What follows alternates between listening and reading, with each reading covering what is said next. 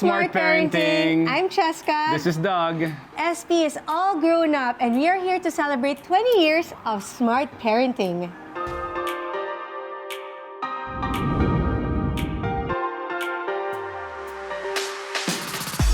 When we put out the hashtag TeamKramer, it was more of to organize photos. Kendra had Kendra Superstars. I have a question for my little Kendra Superstar. No! Okay, wait. Scarlet Doll, Gavin Credible, then TeamKramer. So whenever we would click on that, it would be very organized. And then there was sort of like a clamor towards, I think, end of 2014, close to the Smart Parenting Shoot 2014. In the beginning, there were a lot of people who would wonder why we would put an account with our families there and everything. Yeah. And when there was a growth in our following because they liked our family, we were also quite surprised about it. But you know, we're so thankful because it's been such a journey. It's nice to see that our followers or our fans, our online friends have stayed along and they're still here with us. And some of them would say like, we feel like we're titas and titos now because we've watched your children grow up.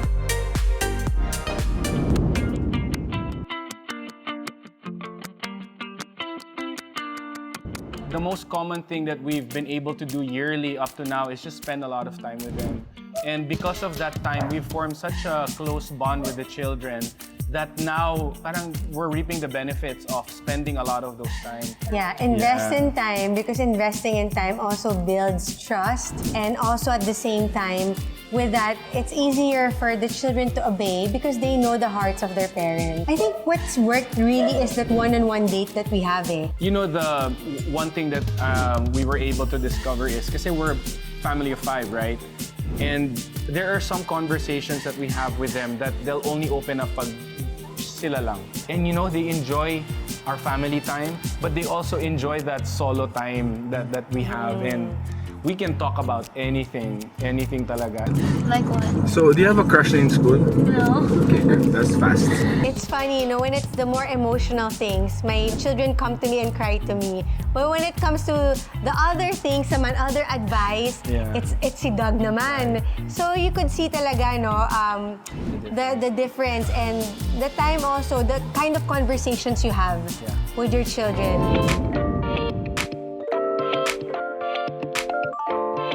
I would tell Kendra, you know, Kendra, that's the beauty about being a girl. You know, you can have all these admirers, but then you don't necessarily have to be with anyone or engage in any relationship. And I always tell her, remember your worth and your value. And I also make sure that if there's anything that she wants to tell me, I'm not quick to get angry. Bata ka pa, hindi ka pa pwede sa mga ganyan. You know, parang I've learned through my own experience that just like us adults, if we need explanation, I think children also need a thorough explanation. Bakit hindi pwede?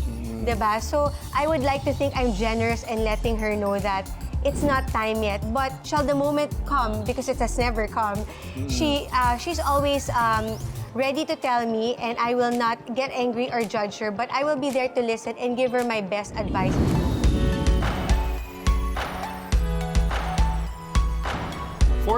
Pwedeng ganun, diba? Wala, we're not thinking of that. No age. Pero parang I was telling her, it would be so much nicer and sweeter when it's really at the right time, when you can really handle a relationship, when you can understand it, and you know your mind will not change. And I said, you know, when that day comes, you can be sure that if it's the right one, your parents will be the one to even tell you that, you know, we're happy for you.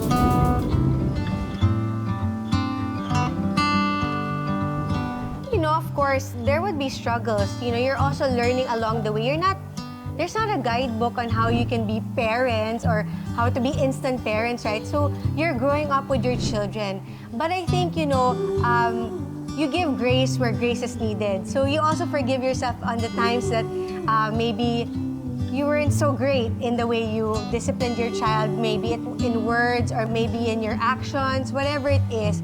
And the great thing about it, though, is that with that growing up with our children, you know, you're also able to figure things out along the way. I think for me, when it came to the kids and our certain struggles, Kendra has been with us, 13 years, ever since she's 13 years old. So looking back at certain times of our life, she would ask, how was my birthday party when I was 4 or 5? And then I would say, did you know that during that time we were still struggling financially? Ganyan. And then really, Daddy? Said, yeah, parang we only had X amount in our bank account, but you know, I didn't want to stress mommy because parang she's pregnant with Scarlett or Gavin. May ganong mga backstories, and then they would understand na parang, wow, parang looking back, you know, we have a house now, but it's like you guys started from scratch. But They love stories like that. yeah, so a lot of these stories, and then they would learn, and I think that's why the kids are also so grounded. If there was ever any struggle, yung pag nagkakasakit sila, it was more of those things. But then, because we have each other rin naman to help each other raising the children, it became so much more manageable and easier. Well, as if hugging, kissing, and spending time with them was not enough, I would say kiss them and hug them and spend time with them even more. Kasi, you know, even if we're always there with our kids, honestly, it's not enough. And really, time flies by.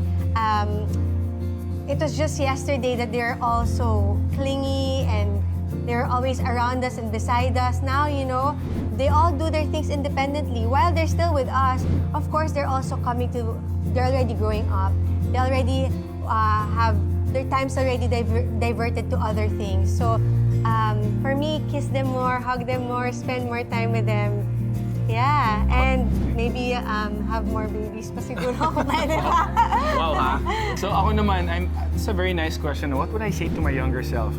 And during, you know, 2012, 2014, when we were still a family of 3 with Kendra, and then 4, and then 5, I would say enjoy the journey of parenthood and family, because we moved from place to place, from condo to townhouse to house, and then to our dream home as a family. And I would say to my younger self is, you know, struggle together, enjoy those low moments, because during the times that you are enjoying, you know, the benefits and the fruits of your labor, you will enjoy it even more because of the struggles that you went through.